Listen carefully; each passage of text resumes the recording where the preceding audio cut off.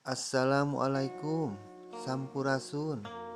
Alhamdulillah, Bapak ngalajengkeun pangajaran katilu, kenalkeun diri kanggo kelas 1 semester 1. Kenalkan diri atau mengenalkan diri biasanya diawali dengan salam, baik assalamualaikum atau sampurasun.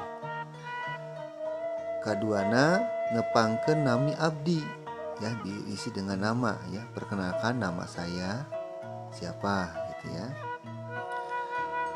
Selanjutnya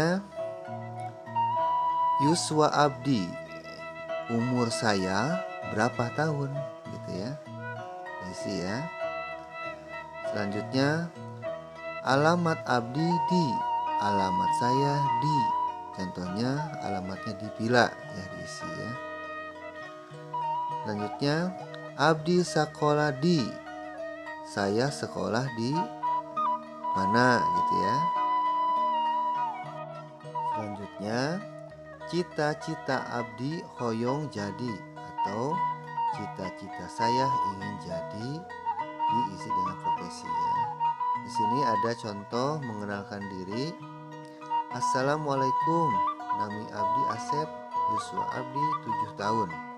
Alamat Abdi di Pila Bekasi Indah 1. Abdi sekolah di SDN Mangunjaya 07. Cita-cita Abdi jadi dokter.